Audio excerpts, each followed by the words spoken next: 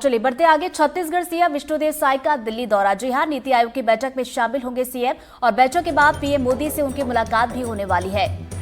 गृह मंत्री अमित शाह से भी सीएम मुलाकात करेंगे। और चलिए ज्यादा जानकारी लेंगे, जुल्फिकार हमारे साथ जुड़ गए हैं। जुल्फिकार, सीएम साय की अगर बात की जाए तो कब वो निकलेंगे और मुलाकात को लेकर क्या कुछ शेड्यूल उनका? आज जो बैठक होनी है नीति आयोग की, जिसमें प्रधानमंत्री नरेंद्र मोदी रहेंगे, उनके अध्यक्षता में बैठक होनी है। तो छत्तीसगढ़ के मुख्यमंत्री विष्णुदेव साय दिल्ली पहुंच चुके हैं। कल रात में उनको रवाना होना था, शेड्यूल में था। और आज जो है भारत मंडपम में ये बैठक आयोजित की गई है, जिससे छत्तीसगढ़ के मुख्यमंत्री विष्णुदेव साय रहेंगे और छत्तीसगढ़ की तरफ से वो छत्तीसगढ़ के विकास के बारे में जानकारी देंगे कि किस तरीके से छत्तीसगढ़ में लगातार विकास हो रहा है।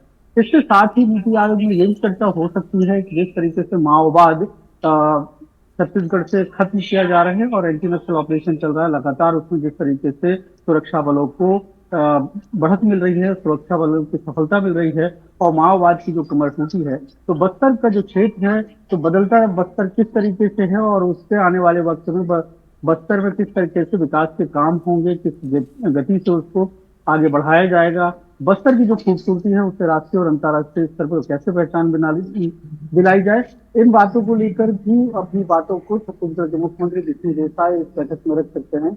ओवरऑल ये है कि छत्तीसगढ़ के विकास में और वर्तमान में सरकार क्या कर रही है और भविष्य में सरकार क्या कर सकती है, ये तमाम बातों का जो जिक्र इस बैठक में हो सकता है। और ये भी हो सकता है कि छत्तीसगढ़ में विकास को लेकर जो केंद्र से सहयोग मिलता है वो उसको लेकर भी, बढ़ाने को लेकर भी बात हो सकती है। इसके अलावा छत्तीसगढ़ के मुख्यमंत्री विष्णुदेव साय की केंद्रीय गृह मंत्री अमित शाह से भी अलग से मीटिंग हो सकती है और उसमें छत्तीसगढ़ में एंटी नक्सल ऑपरेशन जो चल रहा है उस ऑपरेशन के बारे में वो जानकारी दे सकते हैं। क्योंकि अभी जिस तरीके से हमने देखा कि नारायणपुर में जो एनकाउंटर हुआ उसमें बसव राजू मारा गया और 27 माओवादी मारे गए।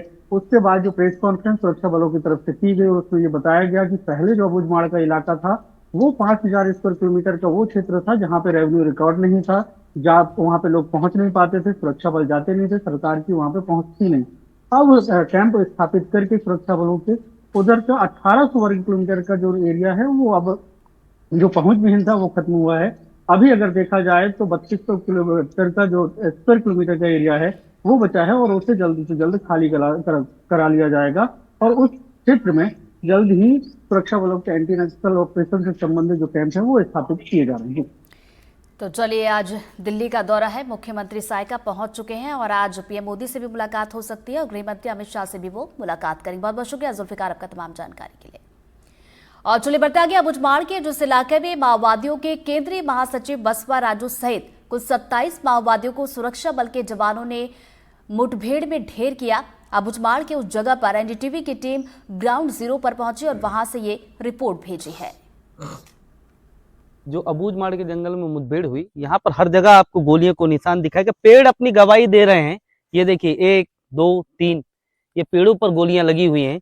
घसीटने के निशान साफ तौर पर दिखाई दे रहे हैं। यहाँ पर जो बसव राजू हैं उनके साथ उनके सुरक्षा में 26 नक्सली मौजूद थे, जिन्हें जवानों ने 2 ओर से घेरा।